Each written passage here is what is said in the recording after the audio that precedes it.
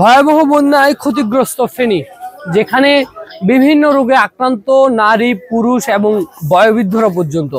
আমরা দেখতে পাচ্ছি যে বিভিন্ন উদ্যোগে, বিভিন্ন ব্যবসায়িক প্রতিষ্ঠানের উদ্যোগে ফ্রি মেডিকেল ক্যাম্পের আয়োজন করা হচ্ছে এবং এতে একে অপরকে দেখে কিন্তু উৎসাহিত হচ্ছে। সাধারণ মানুষ আসলে এখন অনেক ক্ষেত্রে বিভিন্ন রোগে আক্রান্ত, যেমন অ্যালার্জি জনিত রোগ রয়েছে, এছাড়াও পানিবাহিত অনেক রোগে কিন্তু মানুষ আক্রান্ত রয়েছে। আমরা আজকে দেখতে পাচ্ছি যে বন্যা কবলিত সাধারণ মানুষের চিকিৎসায় ফ্রি মেডিকেল ক্যাম্পের আয়োজন করেছে আমান এগ্রো কমপ্লেক্স, যেখানে একদম শিশু কিশোর থেকে শুরু করে বয়োবৃদ্ধ সকলেই কিন্তু আসে। এবং এই উদ্যোগটি কিন্তু যে ফ্রি মেডিকেল ক্যাম্পের যে উদ্যোগটি, এটি কিন্তু মূলত আমরা উৎসাহিত করার জন্যই ফেনীর মানুষের সামনে বা কাছে তুলে ধরার চেষ্টা করি।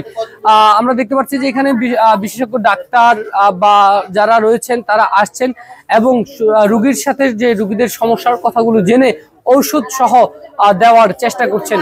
এবং আজকেও কিন্তু থেমে থেমে বৃষ্টি হচ্ছে, কিন্তু এই থেমে থেমে বৃষ্টির মাঝেও আমরা দেখতে পাচ্ছি যে তাদের রোগীদের উপস্থিতি রয়েছে। অন্যদিকে এই সকল কাজগুলোকে উৎসাহিত করার ক্ষেত্রে আমি বলি, তরুণ সমাজের বা নতুন যে প্রজন্ম রয়েছে, এই প্রজন্মের বড় একটি স্বেচ্ছাশ্রম রয়েছে, আর সেই স্বেচ্ছাশ্রমটুকুও কিন্তু তারা দিচ্ছেন। আমি একটু আজকে কথা বলতে চাই বন্যা কবলিত সাধারণ মানুষের কাছে যেই চিকিৎসা সেবাটি দিচ্ছে আমান এগ্রো কমপ্লেক্সের উদ্যোগে একটু কথা বলতে চাই। আপনাদের এই উদ্যোগটি সম্পর্কে একটু জানাবেন। ধন্যবাদ। আমরা এখানে মেসেজ আমান এগ্রো কমপ্লেক্সের আয়োজনে একটা ফ্রি মেডিকেল ক্যাম্প এবং জরুরি ওষুধ এগুলা সরবরাহের ব্যবস্থা করেছি।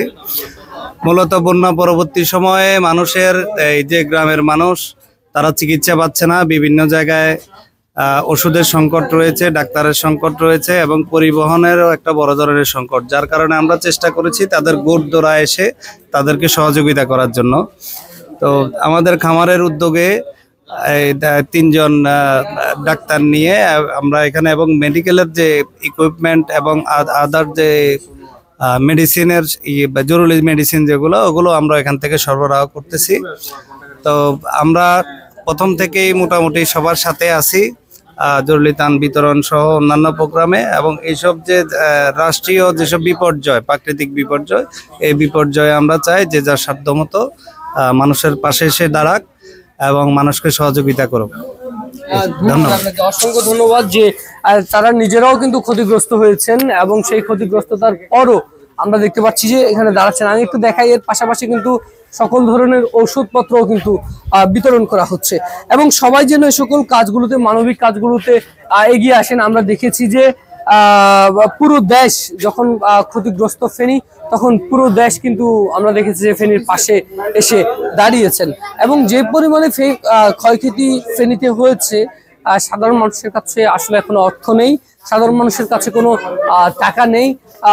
সবকিছু মিলিয়ে আমার কাছে ফেনীতে যে সকল ভালো কাজগুলো চলছে, এখান থেকে এখনকার মতো এই ছিল সর্বশেষ। আমি আকাশ, ফেনীর তালাশ, ফেনী।